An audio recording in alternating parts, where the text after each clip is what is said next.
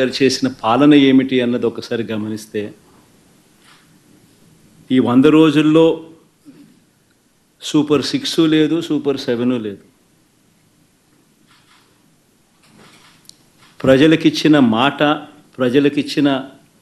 ప్రజలకు చెప్పినవన్నీ కూడా అబద్ధాల మూటగా ఈరోజు రాష్ట్ర ప్రజల ముందు ఈ 100 రోజుల తర్వాత చంద్రబాబు దోషిగా నిలబడతా ఉన్నాడు. ఒకవైపున గతంలో చంద్రబాబు నాయుడు చెప్పిన ఎన్నికలప్పుడు తాను చేసిన ప్రచార హోరు, ఎన్నికలకు వెళ్ళినప్పుడు చంద్రబాబు నాయుడు తన ఎమ్మెల్యేలు కానీ తన కార్యకర్తలను కానీ ప్రతి ఇంటికి తాను పంపించి తాను క్యాంపెయిన్ చేసిన విధానం ఒకసారి గమనిస్తే చంద్రబాబు నాయుడు అక్కడికి వెళ్ళినప్పుడు చంద్రబాబు నాయుడుకి సంబంధించిన ఎమ్మెల్యేలు కానీ ఆ కార్యకర్తలు కానీ ప్రతి ఇంటి దగ్గరికి వెళ్ళినప్పుడు, గడప దగ్గరికి వెళ్ళినప్పుడు ఆ ఇంట్లో చిన్న చిన్న పిల్లలు ఎవరైనా కనిపిస్తే ఇదే పెద్ద మనిషి చంద్రబాబు నాయుడుకి సంబంధించిన ఎమ్మెల్యే అభ్యర్థి అనేవాడు. చిన్న చిన్న పిల్లలు కనిపిస్తే ఆ ఇంట్లో నుంచి నీకు 15,000, నీకు 15,000, నీకు 15,000, నీకు 15,000 సంతోషమా అని. ఆ ఇంట్లో నుంచి ఆ పిల్లలకు సంబంధించిన తల్లి కానీ ఆ చిన్నమ్మ కానీ పెద్దమ్మ కానీ బయటకు వస్తే నీకు 18,000, నీకు 18,000, నీకు 18,000 సంతోషమా అని అనేవాళ్ళు. అంతటితో కూడా ఆగిపోరు. 50 ఏళ్ళు పైచిలకు 50 ఏళ్ళు ఉన్న ఆ ఇంట్లో పెద్దమ్మ కానీ బయటకు వస్తే ఆ పెద్దమ్మని చూసి నీకు 48,000, నీకు 48,000, నీకు 48,000 అని చెప్పి అనేవాళ్ళు. అంతటితో కూడా ఆగదు. 20 ఏళ్ళ పిల్లోడు కన ఆ ఇంట్లో నుంచి బయటకు వస్తే నీకు సంవత్సరానికి 36,000, నీకు సంతోషమా అని అనేవాళ్ళు. ఆ ఇంట్లో నుంచి ఓ కండువా వేసుకొని రైతు బయటకు వస్తే నీకు 20,000 ప్రతి సంవత్సరం, నీకు సంతోషమా అని అనేవాళ్ళు. ఇలా సూపర్ 6 అంటూ సూపర్ 7 అంటూ ప్రతి ఇంటికి దగ్గరికి వెళ్ళి ప్రతి ఇంట్లోనూ ఇదే మాదిరిగానే దుర్మార్గంగా క్యాంపెయిన్ చేసి ప్రజల ఆశలతోనూ జీవితాలతోనూ చెలగాటమాడి ఇదే పెద్ద మనిషి చంద్రబాబు నాయుడు ముఖ్యమంత్రి స్థానంలో కూర్చున్న తర్వాత ఈ 100 రోజుల్లో చంద్రబాబు నాయుడు చేసింది ఏమిటి అనంటే మోసం మోసం మోసం అన్న పదాలకు అర్థం. ఒకవైపున ఇదే పెద్ద మనిషి చంద్రబాబు నాయుడు ఇంతటి దారుణమైన అబద్ధాలు మోసాలతో కూడిన పరిపాలన ఒకవైపున చేస్తూనే మరోవైపున అన్ని వ్యవస్థలు తిరోగమనమే. మొట్టమొదటిసారిగా చూస్తూ ఉన్నాం పిల్లలకు ప్రతి సంవత్సరం ప్రతి 3 నెలలకు ఒకసారి ఫీజు రీయింబర్స్మెంట్, పూర్తి ఫీజు రీయింబర్స్మెంట్ గతంలో వైఎస్ఆర్సీపీ ప్రభుత్వ హయాంలో అందేది. ఈరోజు 9 నెలలు 3 క్వార్టర్స్ అయిపోయినాయి. ఇంతవరకు విద్యా దీవెన లేదు, వసతి దీవెన లేదు.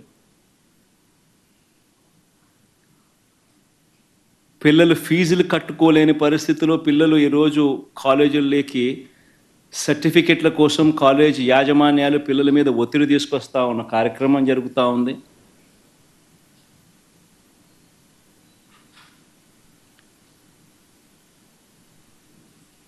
బడులన్నీ పూర్తిగా నిర్వీర్యమైపోయాయి. గోరుముద్ద గాలికి ఎగిరిపోయింది. ఇంగ్లీష్ మీడియం చదువులు అటకెక్కాయి. టోఫుల్ తీసేశారు. సిబిఎస్ఈ కూడా అదే బాటలో తీసేసే కార్యక్రమం జరుగుతూ ఉంది. వైద్య రంగం తీసుకున్న అదే పరిస్థితి. ఆరోగ్యశ్రీ బిల్స్ దాదాపుగా 2,000 కోట్ల రూపాయలు పైచిలుకు పెండింగ్. మామూలుగా జనవరిలో బిల్స్ ఫిబ్రవరిలో ప్రాసెస్ చేసి మార్చ్లో మామూలుగా ఇస్తారు. మార్చ్లో ఎన్నికల కోడ్ వచ్చింది, అంతే. ఒక్క బిల్లు పాస్ కాల. దాదాపుగా 2,000 పైచిలుకు కోట్లు Aarogyasri bills pending. Network hospitals ఈరోజు ప్రజలకు మంచి చేసే కార్యక్రమం, సేవలు అందించే కార్యక్రమంలో వెనకడుగు వేస్తూ ఉన్న పరిస్థితులు. 104, 108 సిబ్బందికి చంద్రబాబు నాయుడు గారు ముఖ్యమంత్రి అయిన తర్వాత ఇంతవరకు జీతాలు లేవు.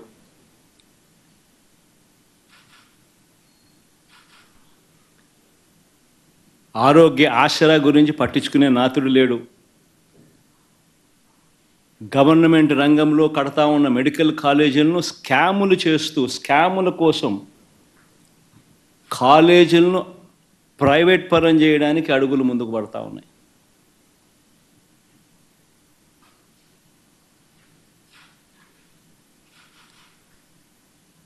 తిరోగమనం. వ్యవసాయం అయితే పూర్తిగా చంద్రబాబు నాయుడు గారి హయాంలో రైతు పూర్తిగా రోడ్డున పడ్డాడు. రైతులకు అందాల్సిన పెట్టుబడి సహాయం 20,000 ఇస్తానన్నాడు, ఇంతవరకు రూపాయల. అంతవరకు రైతులకు మామూలుగా వ్యవసాయం మొదలయ్యే టయానికి గత ప్రభుత్వంలో మా హయాంలో వస్తూ ఉన్న రైతు భరోసా పెట్టుబడి సహాయం కూడా ఇవ్వకుండా ఎగరగొట్టాడు. రైతులకు పెట్టుబడికి సహాయం పోయింది, రైతులకు ఉచిత పంటల బీమా ఎగిరిపోయింది, రైతులకు ఈ క్రాపింగ్ లేదు.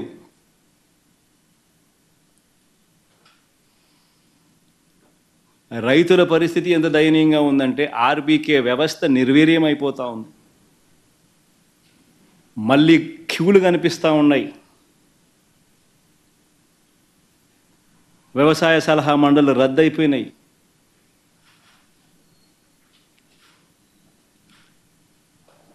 ఏ రంగం చూసుకున్నా కూడా తిరోగమనమే. గతంలో వైఎస్ఆర్సీపీ ప్రభుత్వంలో మా హయాంలో ప్రతి పథకము పారదర్శకంగా జరిగేది, డోర్ డెలివరీ జరిగేది. ఈరోజు డోర్ డెలివరీ గాలికి ఎగిరిపోయింది. డోర్ డెలివరీ పెన్షన్ లేదు, డోర్ డెలివరీ రేషన్ లేదు. పారదర్శకత అంతకన్నా లేదు. ఈరోజు మళ్ళీ తెలుగుదేశం పార్టీ జన్మభూమి కమిటీల వాళ్ళ దగ్గరికి వెళ్ళి వాళ్ళ ఇళ్ళల్లో డిస్ట్రిబ్యూషన్ అట, వాళ్ళ ఇళ్ళకు రావడానికి ఎవరైనా సిద్ధం కాకపోతే పథకాలు క్యాన్సిల్ అట. రాష్ట్రంలో పూర్తిగా లా అండ్ ఆర్డర్ పూర్తిగా ఏమైపోతా ఉంది అన్న పరిస్థితిలోకి లా అండ్ ఆర్డర్ వెళ్ళిపోయింది. రెడ్ బుక్ పాలనతో ఈరోజు రాష్ట్రంలో అడ్డగోలుగా న్యాయాన్ని పాతరేసి ధర్మానికి రక్షణ లేకుండా ఈరోజు ఆస్తులు ధ్వంసం చేస్తూ ఉన్నారు, దొంగ కేసులు పెడతా ఉన్నారు, ఇరికిస్తూ ఉన్నారు కేసుల్లో.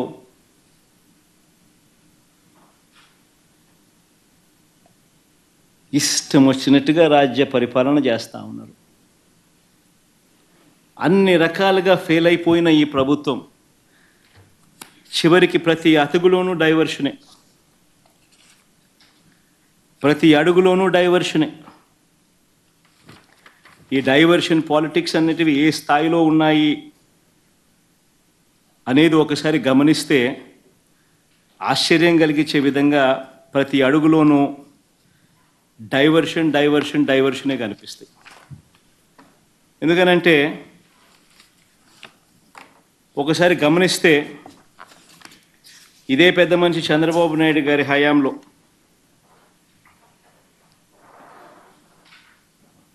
రాష్ట్రంలో అరాచక ఆటవిక పాలన మీద మేము ఢిల్లీకి వెళ్ళి ధర్నా చేస్తే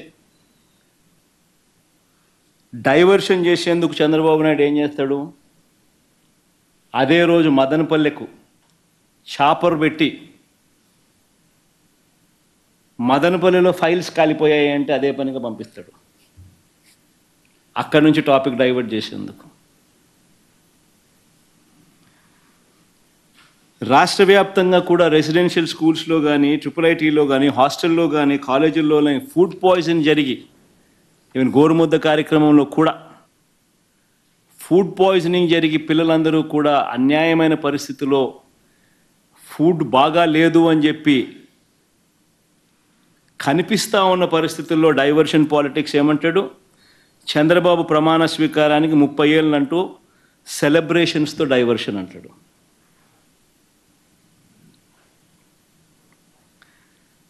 చంద్రబాబు నాయుడు స్కిల్ స్కామ్లో అరెస్టులు, చంద్రబాబు నాయుడును తాను చేసిన స్కాముల్లో అరెస్ట్ చేశారని, తనను అరెస్ట్ చేశారని, తనకు బాగా దగ్గర, తనకు బంధుత్వం ఉన్న ఈనాడు ఆ మార్గదర్శి నేరాలను బయట పెట్టారు అని ఆ ఐఏఎస్లు, ఆ ఐపీఎస్లు అధికారులను వేధిస్తూ ఉన్న పరిస్థితులు, ఆ వేధింపులకు తాను పాల్పడతా ఉన్నట్టు అని చెప్పి సర్వత్రా విమర్శలు వస్తూ ఉంటే దాన్ని డైవర్ట్ చేయడానికి కోసం అని చెప్పి మళ్ళీ ముంబై నుంచి ఒక సైడ్ ఆర్టిస్ట్ సినీ నటిని అడ్డు పెట్టుకుని ఒక స్టోరీ, ఆయన పేరు ఏం పేరు, జత్వానీనా ఏదో పేరు కాదా, ఆయన పేరుతో మరొక డైవర్షన్ స్టోరీ. విజయవాడలో మనమంతా కూడా చూసాం ఏ రకంగా అలర్ట్. వెడ్నెస్డే బుధవారం రోజు అలర్ట్ వస్తే శుక్రవారం సాయంత్రం నుంచి ముమ్మరంగా వర్షాలు పడతాయని అలర్ట్ వస్తే బుధవారము, గురువారము, శుక్రవారం మధ్యాహ్నం దాకా నీకు టైం ఉన్నా కూడా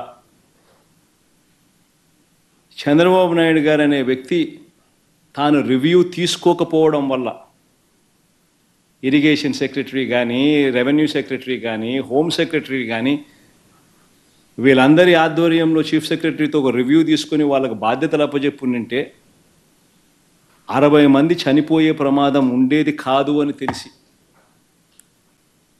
ఇరిగేషన్ సెక్రటరీ ఫ్లడ్ కుషన్ తాను ఏర్పాటు చేసేవాడు, రెవెన్యూ సెక్రటరీ రిలీఫ్ క్యాంపులు తాను ఏర్పాటు చేసేవాడు, హోమ్ సెక్రటరీ లోతట్టు ప్రాంతాల్లో ఉన్న ప్రజలను రిలీఫ్ క్యాంపులకు షిఫ్ట్ చేసి ఉండేవాడు. ఇవేవి కూడా చంద్రబాబు నాయుడు చేయకపోవడం వల్ల విజయవాడలో ఏ రకంగా, విజయవాడనే కాదు ఏలేరు కూడా అదే రకంగానే మిస్మేనేజ్మెంట్, మ్యాన్ మేడ్ ఫ్లడ్స్ ఏ రకంగా క్రియేట్ చేసి ఏ రకంగా చంద్రబాబు నాయుడు అన్ని రకాలుగా ఫెయిల్ అయిపోయిన పరిస్థితి కనిపించిన నేపథ్యంలో దాన్ని డైవర్ట్ చేసేందుకు ఈ పెద్ద మనిషి చంద్రబాబు నాయుడు ప్రకాశం బ్యారేజీలో బోట్లంట, ఆ బోట్లతో బ్యారేజీని ధ్వంసం చేయడానికి ప్రయత్నించారంటూ ఇంకొక డైవర్షన్ టాక్టిక్.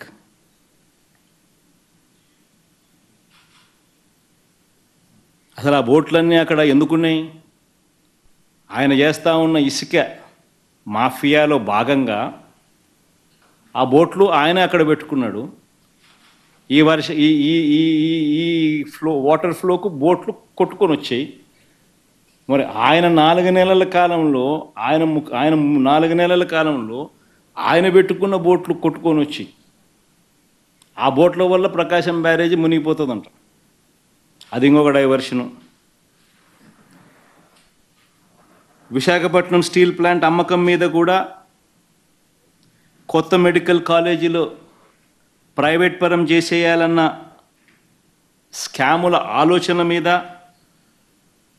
వాటి మీద కూడా ఆందోళన జరుగుతూ ఉంటే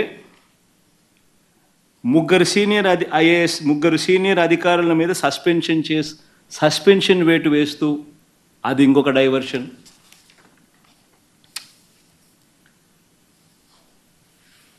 చివరికి 100 రోజుల పాలన మీద,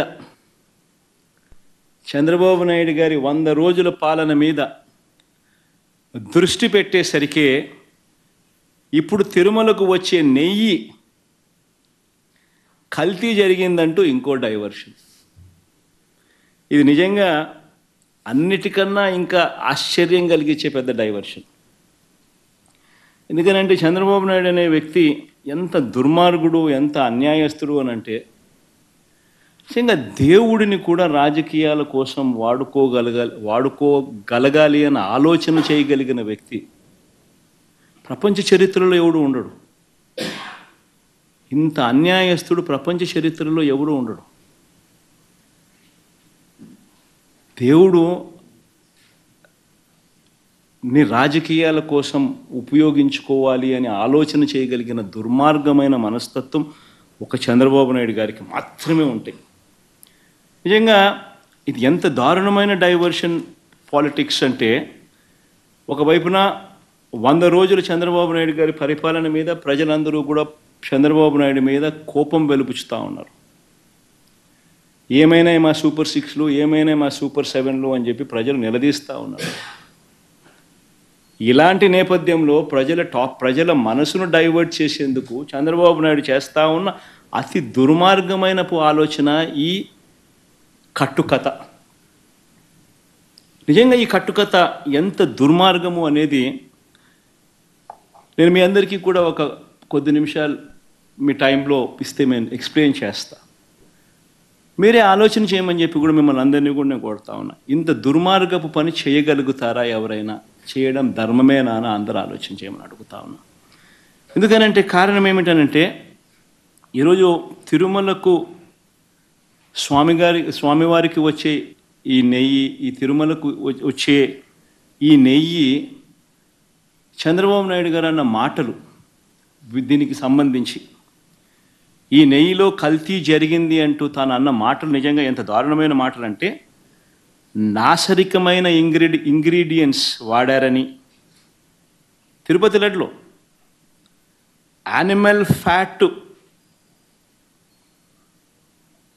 గీక్ బదులు వాడినారని, ఇదే పెద్ద మనిషి చంద్రబాబు నాయుడు ముఖ్యమంత్రి హోదాలో ఉంటూ ఒక ముఖ్యమంత్రిగా తాను మాట్లాడిన మాటలు ఇవి. నిజంగా ఒక ముఖ్యమంత్రిగా ఉన్న వ్యక్తి ఈ మాదిరిగా అబద్ధాలు ఆడడం ధర్మమేనా? కొన్ని కోట్ల మంది వెంకటేశ్వర స్వామి భక్తులు దేశవ్యాప్తంగా కాదు ప్రపంచవ్యాప్తంగా ఉన్నారు. వారందరి మనోభావాలను ఆడుకోవడం ధర్మమేనా? నిజంగా అసలు ప్రొసీజర్ ఏంది, ప్రక్రియ ఏంది, ఎలా జరుగుతుంది అన్నది నిజంగా కూడా అందరూ ఒక్కసారి ఆలోచన చేయాలి. ఈరోజు ఈ నెయ్యి సప్లై చేసే ఈ కార్యక్రమం ఏదైతే జరుగుతూ ఉందో ఇదేదో కొత్తగా జరిగే కార్యక్రమం కాదు. ఇది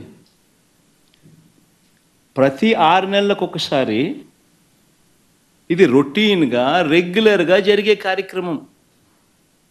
ప్రతి 6 నెలలకు ఒకసారి ఆన్లైన్లో టెండర్లు పిలుస్తారు. ఆ ఆన్లైన్లో పిలిచిన టెండర్లకు ఆధారంగా కంపెనీలు కోట్ చేస్తాయి. L1 ఎవరికి వస్తారో వాళ్ళని బోర్డు అప్రూవ్ చేస్తుంది. ఇది రొటీన్గా 6 నెలలకు ఒకసారి రొటీన్గా జరిగే కార్యక్రమం. మరి రొటీన్గా జరిగే ఈ కార్యక్రమం ఏదైతే ఉందో దీనికి సంబంధించి ఆ క్వాలిఫికేషన్ క్రైటీరియా ఇటువంటివన్నీ కూడా కొత్తగా మార్చింది ఏమీ ఉండదు. ఎవడు మార్చేది ఏమీ లేదు, కొత్తగా మార్చింది అంతకన్నా లేదు. ఎప్పటి నుంచో జరుగుతున్న ఈ క్వాలిఫికేషన్ క్రైటీరియా తిరుమల తిరుపతికి సంబంధించిన వెంకటేశ్వర స్వామికి సంబంధించిన లడ్డు అనేది ఎంత ప్రసిద్ధి కాంచిన లడ్డు అంటే దానికి సంబంధించిన లడ్డు తయారీలో వాడే ఈ నెయ్యి కానీ వాడే ఇంగ్రీడియంట్స్ కానీ ఇవన్నీ కూడా దశాబ్దాలుగా జరుగుతూ ఉన్నాయి. ఇవన్నీ ప్రొక్యూర్మెంట్ ప్రాసెస్ అనేది ఇదేం కొత్తగా ఎవడు వచ్చి చేసేది ఏమీ లేదు, ఎవడు కొత్తగా దాంట్లో ఏలు పెట్టేది లేదు. రొటీన్గా జరిగే ఈ కార్యక్రమం 6 నెలలకు ఒకసారి రొటీన్గా జరిగే కార్యక్రమంలో ఎవరు L1గా వస్తారో వారికి ఇస్తారు. మరి ఎవరు సప్లై చేసినా కూడా మరి ఎవరికి L1గా వస్తారు, ఎవరు సప్లై చేసినా కూడా వాళ్ళు ప్రతి ఒక్కరూ కూడా వారు సప్లై చేసిన ప్రతి ట్యాంకర్తో పాటు, వెరీ ఇంపార్టెంట్ ఈ పాయింట్, వాళ్ళు సప్లై చేసిన ప్రతి ట్యాంకర్ నెయ్యితో పాటు వాళ్ళు NABL సర్టిఫై చేసిన సంస్థ నుంచి, అంటే NABL అంటే నేషనల్ అక్రెడిషన్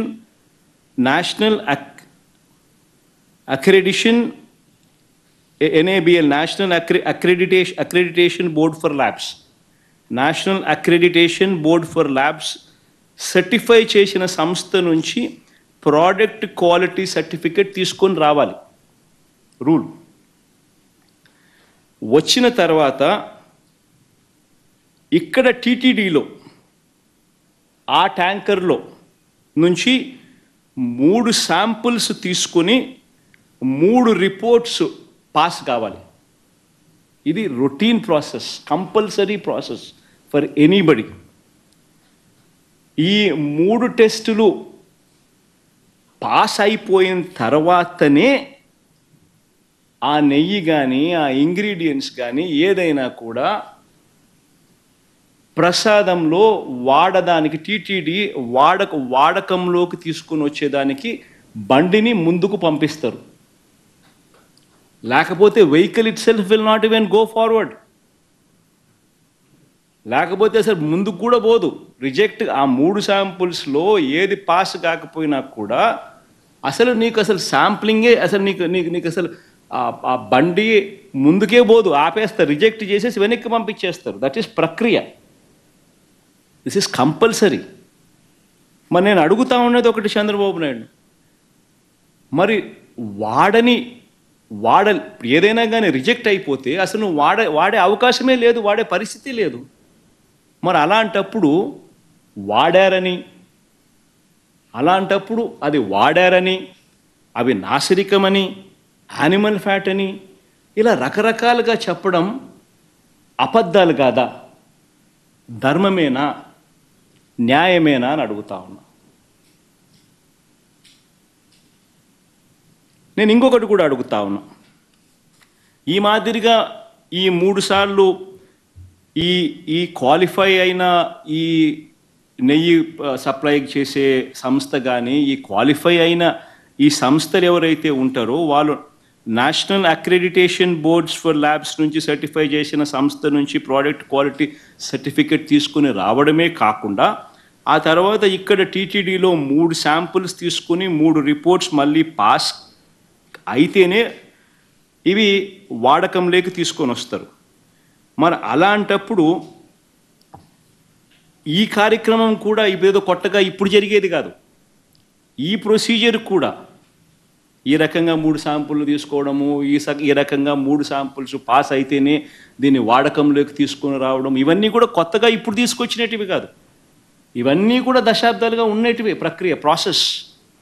చంద్రబాబు నాయుడు గారి హయాంలో 2014 నుంచి 19 మధ్య 14 నుంచి 15 సార్లు రిజెక్ట్ చేసినారు. ఏ మాదిరిగా 14 to 15 టైమ్స్ చంద్రబాబు నాయుడు గారి హయాంలో రిజెక్ట్ కూడా చేశారు. ఈ మాదిరిగా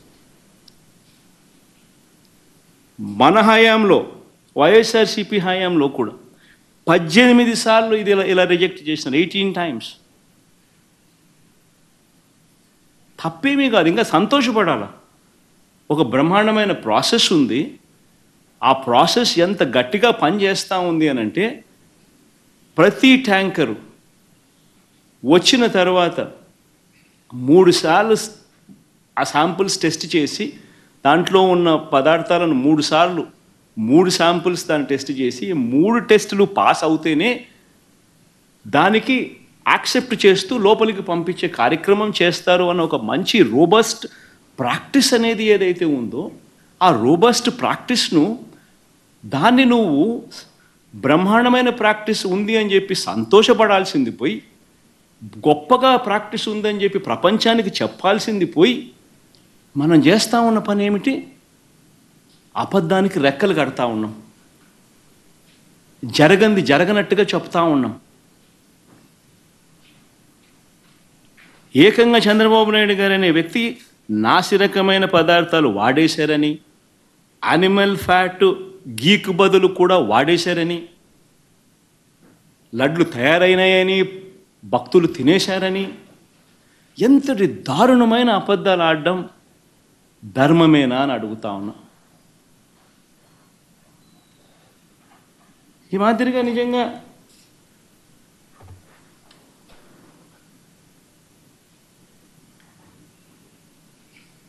ఆశ్చర్య కలిగించే విషయం ఇంకొకటి చెప్పాలి. అసలు ఈ రిపోర్టు రిజెక్ట్ అయిన రిపోర్టు మొట్టమొదటిసారి జూలై 12వ తారీఖున, అంటే ఎవరి హయాంలో, ఎవరు ముఖ్యమంత్రి? జూలై 12వ తారీఖున శాంపుల్స్ తీసుకున్నారు. అంటే ఎవరు ముఖ్యమంత్రి, ఎవరి హయాంలో ఇది? చంద్రబాబు నాయుడు గారు సాక్షాత్తుగా ముఖ్యమంత్రిగా ఉన్న హయాంలో. ఆయన జూన్ 4న ఎన్నికల్లో రిజల్ట్స్ అయినాయి. జూలై 12 ఆయనే ముఖ్యమంత్రి. ఆయన ముఖ్యమంత్రిగా ఉండగా శాంపుల్స్ జూలై 12వ తారీఖున శాంపుల్స్ తీసుకున్నారు. వచ్చిన ట్యాంకర్, ఒక ట్యాంకర్ తిరుపతికి ఆ టైంలో వస్తే, ఈ నెయ్యి సప్లై చేసే ట్యాంకర్ వస్తే దాంట్లో నుంచి శాంపుల్స్ తీసుకున్నారు. ఈ శాంపుల్ను 17వ తారీఖున 17న అంటే వాళ్ళ టెస్టులన్నీ చేసి, ఆ 3 టెస్టులు అక్కడే వాళ్ళు చేస్తారు. చేసిన ఆ టెస్టులు సరిగ్గా రాలేదు కాబట్టి ఆ శాంపుల్స్ను 17వ తారీఖున ఎన్డీడీబీకి పంపించినారు, నేషనల్ డైరీ డెవలప్మెంట్ బోర్డుకు. వాళ్ళు 23వ తారీఖున రిపోర్ట్ ఇచ్చినారు.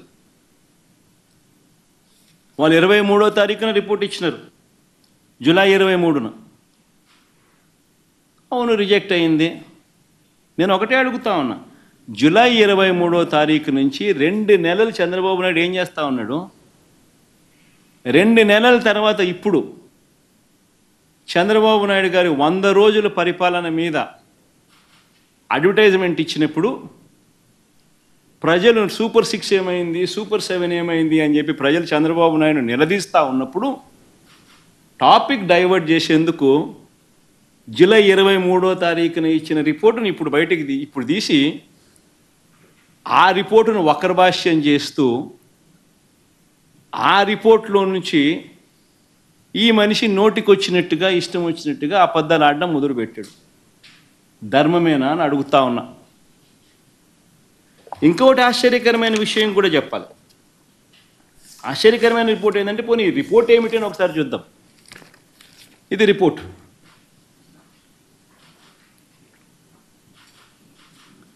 ఈ రిపోర్ట్ చూస్తే ఈ రిపోర్ట్లో కూడా ఏమని కనిపిస్తూ ఉంది?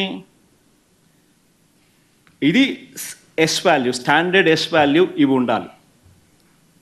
అయితే స్టాండర్డ్ ఎస్ వాల్యూ ఇవి కాకుండా ఇవి ఉన్నాయి అంటే డీవియేషన్ ఉంది, or falling out of the range. If any S value falls outside the corresponding limits, sample to contain foreign fat అని చెప్తా ఉన్నారు. However,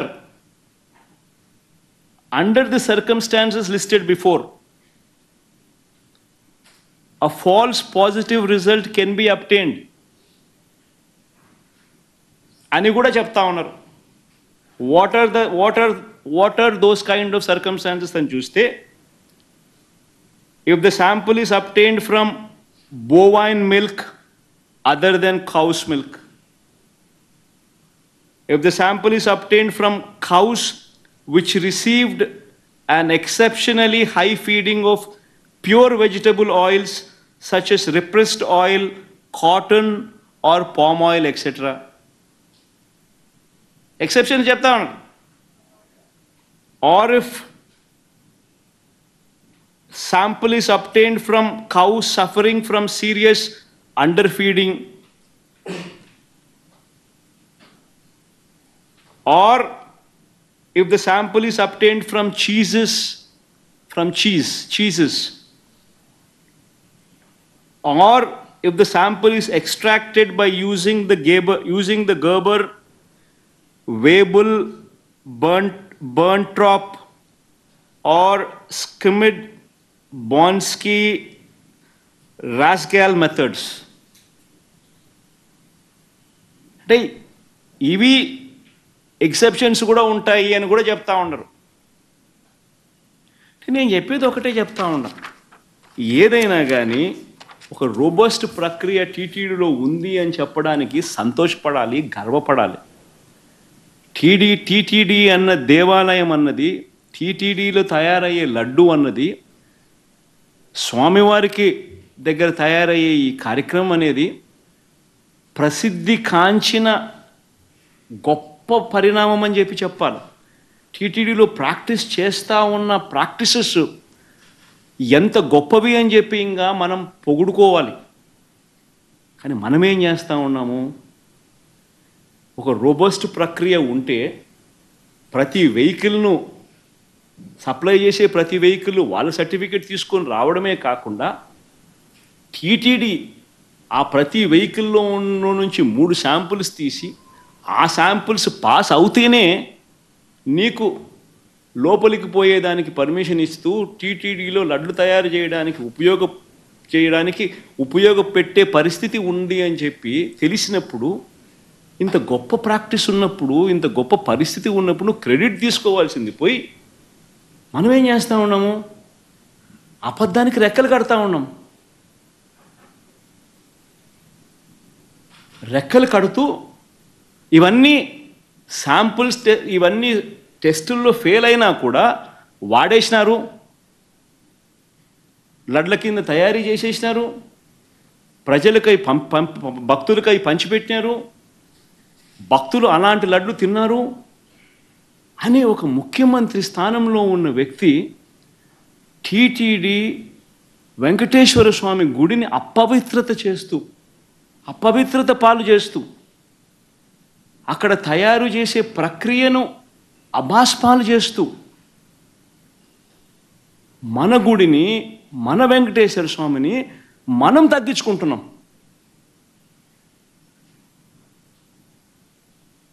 ఇంతకన్నా దారుణమైన పరిస్థితులు ఎప్పుడైనా రాష్ట్ర చరిత్రలో ఎక్కడైనా జరుగుతాయా? ప్రతి ఒక్కరు కూడా దీని గురించి ఆలోచన చేయాలని చెప్పి నేను అడుగుతా ఉన్నా.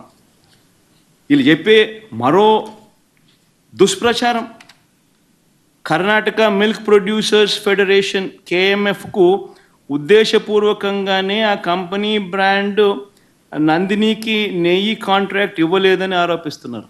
ఆశ్చర్యకరమైనది. టెండర్లు పిలుస్తారు, ఎవరైనా పార్టిసిపేట్ చేయొచ్చు. ఇదే చంద్రబాబు నాయుడు గారి హయాంలో 2015 నుంచి 2018 అక్టోబర్ వరకు KMFకు చెందిన బ్రాండ్ ఎందుకు లేదని అడుగుతా ఉన్నారు. లేదు KMF బ్రాండ్ 2015 నుంచి 2018 అక్టోబర్ వరకు మరి ఎందుకు లేదు?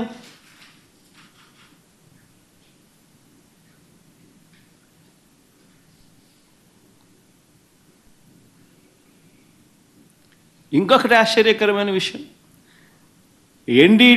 National dairy development board report July 23 అంటే 2 months బిఫోర్ రిపోర్ట్ వస్తే ఏ అధికారి వివరణ ఇవ్వకుండానే 2 నెలల తర్వాత టీడీపీ ఆఫీస్లో, తెలుగుదేశం పార్టీ ఆఫీస్లో ఆ రిపోర్ట్ రిలీజ్ చేస్తారండి.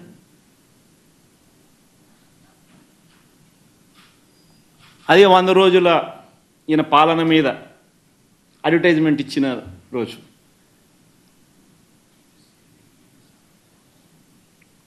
అసలు తిరుపతి తిరుమల దేవస్థానంలో నిజంగా మనం వచ్చిన తర్వాత, వైఎస్ఆర్సీపీ ప్రభుత్వం వచ్చిన తర్వాత ఎన్ని విప్లవాత్మక మార్పులు ఇంకా తీసుకొచ్చాం. అక్కడ ఉన్న ల్యాబ్స్ని ఇంకా మనం స్ట్రెంథన్ చేసాం. CFTRI central food technology research ఇన్స్టిట్యూట్కు చెందిన వాళ్ళతో అనుసంధానమైనారు టీటీడీ వాళ్ళు. అక్కడ ఇంకా ల్యాబ్స్ను మెరుగుదిద్దినారు. అక్కడ నుంచి సీనియర్ ఉద్యోగుల్ని కూడా రిక్రూట్ కూడా పెట్టుకున్నారు. ఇంకా అక్కడ ప్రతి అడుగులోనూ కూడా టీటీడీ బోర్డు అనేది నిజంగా ఒక విశిష్టమైన బోర్డు. టీటీడీ బోర్డు అన్నది నాకు క్యాబినెట్ కూర్పు చేయడం ఈజీ, టీటీడీ బోర్డు కూర్పు చేయడం ఇంకా కష్టం. నిజంగా అంత కష్టమైన కార్యక్రమం. ఎందుకనంటే టీటీడీ బోర్డుకు రికమెండేషన్స్ ఒక్కరి దగ్గర నుంచి రావు. కేంద్ర మంత్రుల దగ్గర నుంచి చుట్టుపక్కల రాష్ట్రాల ముఖ్యమంత్రుల వరకు, చుట్టుపక్కల రాష్ట్రంలో ఉన్న ప్రతిపక్ష పార్టీలు సైతం టీటీడీ బోర్డు మెంబర్షిప్ కోసం అడుగుతారు, ఫోన్ చేస్తారు, రిక్వెస్ట్ చేస్తారు. అంత కష్టమైన కార్యక్రమం అది. అంటే వాళ్ళ రాష్ట్రాలలో విశిష్టమైన మనుషులు, అంటే కేంద్రం దృష్టిలో కూడా విశిష్టమైన మనుషులు, ఇంపార్టెంట్ పీపుల్, ప్రసిద్ధి కాంచిన మనుషులు, ఇటువంటి వాళ్ళందరూ బోర్డులో సభ్యులు అవుతారు. ఆ బోర్డు కూర్పు చూస్తే అటువంటి విశిష్టమైన వాళ్ళందరూ బోర్డులో సభ్యులు. వాళ్ళందరూ రాటిఫై చేస్తారు దీన్ని. ఈ టెండర్ల ప్రక్రియను రాటిఫై చేసేది board. Government of Andhra Pradesh does not get involved in TTD matters. It's autonomous body. The board takes decisions. ఇటువంటి ప్రసిద్ధిగాంచిన మనుషులు ఉన్న board, they ratify these decisions. It's a beautiful practice. TTD అనేది ఒక బ్యూటిఫుల్ ప్రాక్టీస్, గొప్ప వ్యవస్థ, ఒక గొప్ప ప్రాక్టీస్ అందులో ఉంది. బియాండ్ ఎనీ డౌట్స్, బియాండ్ ట్రాన్స్పరెన్సీకి పెద్దపీట వేస్తూ కేవలం దేవునికి మంచి చేయడం ఎలా అన్న ఒకే ఒక్క మైండ్ సెట్తో పనిచేసే మనుషులు అక్కడ బోర్డు మెంబర్స్గా ఉంటారు. అటువంటి వాళ్ళు చేస్తారు. ఈవెన్ టీటీడీ బోర్డు మెంబర్ గురించి వైవి సుబ్బారెడ్డి గురించి కూడా మాట్లాడాల్సి వస్తే 45 సార్లు ఆయన అయ్యప్ప మాలకు పోయినాడు తెలుసా. 45 సార్లు పైన ఆయన అయ్యప్ప మాల వేసుకున్నాడు ప్రతి సంవత్సరం. అంతకన్నా గొప్ప వ్యక్తి ఎవడన్నా టీటీడీ బోర్డు మెంబర్ కాగలుగుతాడో చెప్పండి? అంతకన్నా భక్తుడు ఎవడన్నా ఉంటాడో చెప్పండి? 45 సార్లు టీటీడీ మా అయ్యప్ప మాల వేసుకొని, అది స్వాముల్లో కూడా ఏంది సూపర్ స్వామి, గురుస్వామి స్టేజ్.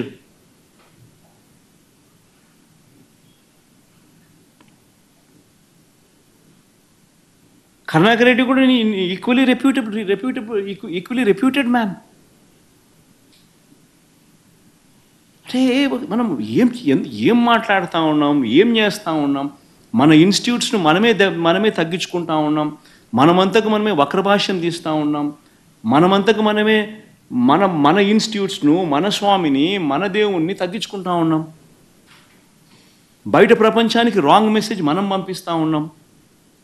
ఇంత గొప్ప ప్రాక్టీసెస్ ఉన్నాయనే దానికి చెప్పుకోలేక, ఉన్నది చెప్పుకోవడం ఇష్టం లేక, కేవలం బురదయ్యాలన్న ఆలోచనతో, దుర్బుద్ధితో మనం ఏం చేస్తూ ఉన్నాం? ఒక్క చంద్రబాబు నాయుడు మాత్రమే చేయగలుగుతాడు ఇట్లాంటి కార్యక్రమాలు. అది ఆంధ్ర రాష్ట్రం చేసుకున్న దౌర్భాగ్యం.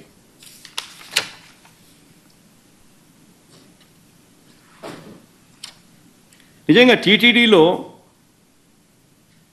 వైఎస్ఆర్సీపీ వచ్చిన తర్వాత జరిగిన అనేక మంచి కార్యక్రమాలు, ఒకటి కాదు, రెండు కాదు, అనేక మంచి కార్యక్రమాలు జరిగాయి.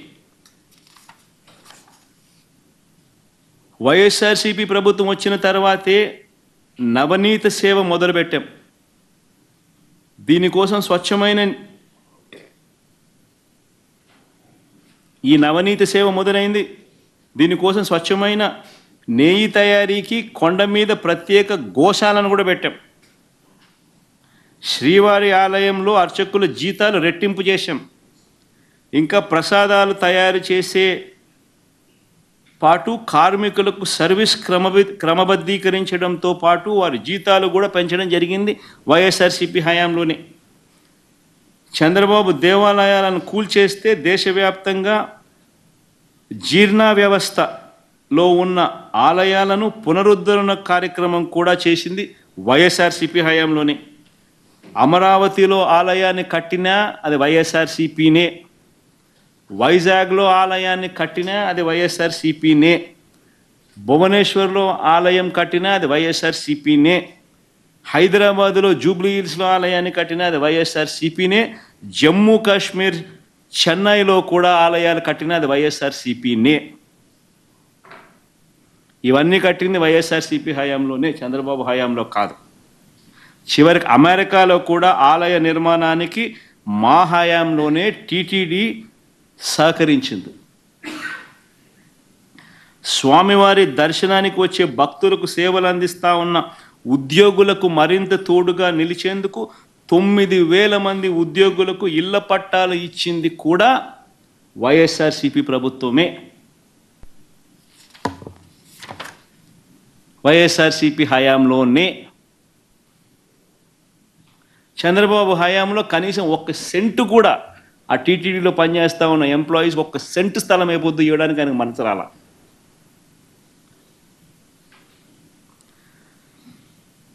మఠాధిపతులందరితో కూడా విద్వత్ సదస్సులు నిర్వహించింది కూడా మేమే.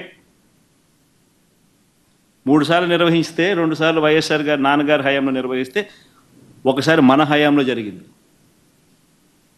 ఇప్పుడు చంద్రబాబు నాయుడు హయాంలో ఇలా మఠాధిపతులతో విద్వత్ సదస్సులు నిర్వహించే కార్యక్రమం ఎప్పుడు జరగల. ఏ రకంగా చూసుకున్నా కూడా ఏదైనా మంచి జరిగింది అని అంటే అది జరిగింది వైఎస్ఆర్సీపీ ప్రభుత్వ హయాంలోనే అని చెప్పడానికి ఇవన్నీ కూడా ఎగ్జాంపుల్స్. ఇవన్నీ కూడా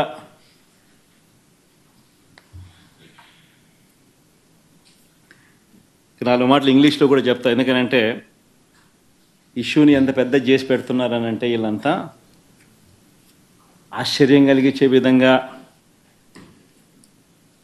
ఒక అబద్ధానికి రెక్కలు కట్టి ఏ రకంగా వీళ్ళు దుష్ప్రచారం చేస్తూ ఉన్నారంటే, ఆ నేషనల్ టీవీ ఛానల్స్ కూడా ఒక్కొక్కసారి నేను చూస్తూ ఉన్నప్పుడు ఆ నేషనల్ టీవీ ఛానల్స్ కూడా వాళ్ళకు తెలిసి చేస్తూ ఉన్నారో తెలియకుండా చేస్తూ ఉన్నారో నాకు కూడా బాధ అనిపించింది. ఎందుకనంటే ఒక గొప్ప వ్యవస్థ, వెంకటేశ్వర స్వామి వ్యవస్థను రోడ్డు మీదకి తీసుకొచ్చే కార్యక్రమం చేస్తూ ఉన్నారు. ఏ తప్పు జరగకపోయినా కూడా తప్పు జరిగినట్టుగా చూపించి మన రాష్ట్ర పరువును, వెంకటేశ్వర స్వామి దేవాలయ పరువును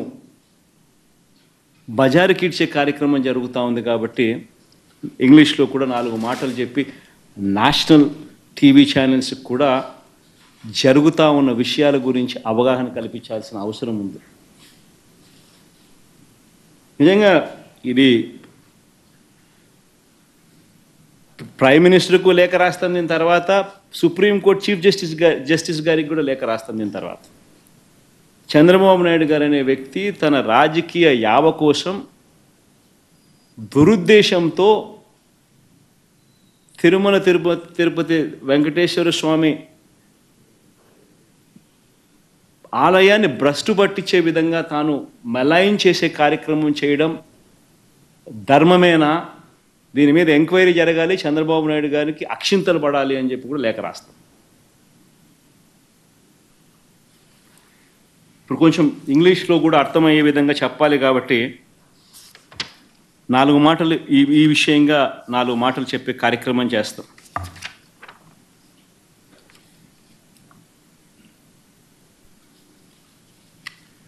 This so-called controversy concerning our temple is very unfortunate. The worst part is, why did Chandrababu Naidu resort to such practices?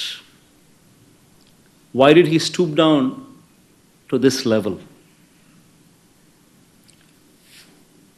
Just today he is advertised in his newspaper, advertised in the newspapers, so-called newspapers supporting him, about his 100 days of regime. He knows very well that during the course of these 100 days, Chandrababu Naidu failed on every promise what he made to the people during his election campaign. He failed on every campaign, he failed on every promise that is mentioned in the manifesto. In the manifesto he spoke about Super 6, in the manifesto he spoke about Super 7. And after 100 days he stands in a situation where people are cursing him for not delivering on those promises. and to divert people's attention from this act of his. He had stooped down to the extent of tarnishing the image and reputation of our temple. In fact, the most unfortunate thing is TTD board is a very renowned board. It comprises of people from all over the country. People with high stature, people who've been recommended by the central ministers, people who've been recommended by the chief ministers of neighboring states. All of them become party to the board. All of them are the members of the board. Such is the reputation of TTD board. And what has actually happened here is just a routine practice which has been twisted for political gains. See, this process is not new. Every 6 months, TTD routinely calls for tenders. Routinely, people who have been selected as L1 will be awarded the contract of supply of these materials for these preparation of these supply of these ingredients in preparation of these laddus or any such things. This is a routine process. The criteria of qualification and these kind of things were not set recently. They've been in existence for decades. Not that it's come out of the blue only in recent years. No, not so. This is a routine process, online tendering process, where anybody who fits into this qualification is free to participate in these tenders online. And if he qualifies, he becomes L1. And it is ratified by the board. It's as simple as that. Now coming to the procedure. Now coming to the practices which are in store. Every company which is qualified, if they were to supply any ingredients, any tanker, they would have to ensure that every tanker what they supply would have to be carrying NABL certificate, National Accreditation Board for Labs certificate, whatever this board, National NABL certify, whatever certificate these people give them, that certificate on product quality would have to be obtained with every tanker these people bring. And the process doesn't stop there. When these people come, when this tanker comes with this particular accompanied certificate, then after that, TTD also mandatorily conducts 3 tests, collecting 3 samples from every tanker. This is mandatory, compulsory. And all the 3 tests conducted by TTD, only when they pass out, then only then the tanker is good to go into the temple and where the ingredients could be used to make laddus or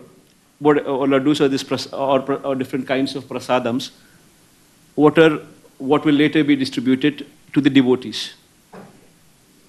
If any tanker fails on any of these tests, even if one test goes wrong, the tanker is stopped. Tanker is not permitted to go inside. Forget about anything else. Forget about consumption. It is not even permitted to go inside. It is rejected. This is the practice in TTD. And this is not something new. This has been going on for decades. This is a robust practice which is in place. And unfortunately, because of this practice which is in place, yet the Chief Minister chose to speak lies. This is the most unfortunate thing. Even during Chandrababu's regime, during 2014 to 19, 14 to 15 times, tankers were rejected during his regime as well. And during our regime also, 18 times, 2019 to 24, 18 times samples were rejected. Tankers were stopped. They were not permitted to go in. It's a normal practice, compulsory testing practice. Somebody would have to go through the process of this testing, and only after they clear the testing process, the vehicle is permitted to go inside. This is a normal practice. Even in this particular case, when the rejection took place, when was the sample collected? It was collected on July 12th. Who was the Chief Minister then? On July 12th. It was Chandrababu Naidu who was the Chief Minister on July 12th when the sample was collected. And then the sample was tested, rejected. Then a sample on 17th was also sent to NDDB, which is also routine practice. Then the report came from NDDB on 23rd of July. So from 23rd of July till now, which is 2 months,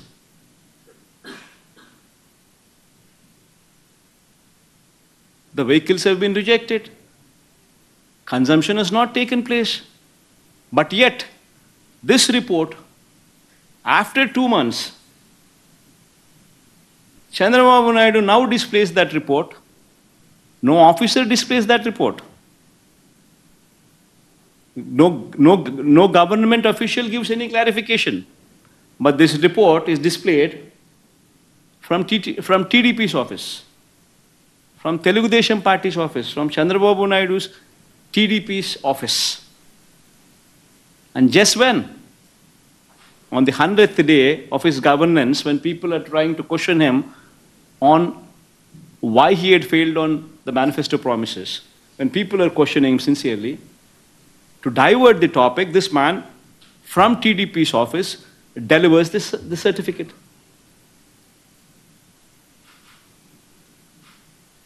Now, being a Chief Minister, how is he at liberty, knowing very well the procedure put in place, rather than taking credit for the robust procedure which is put in place, and not now, but what has been in existence for decades, rather than taking credit for such good process which is put in place, where no material is used for consumption in TTD until and unless every tanker passes through the tests.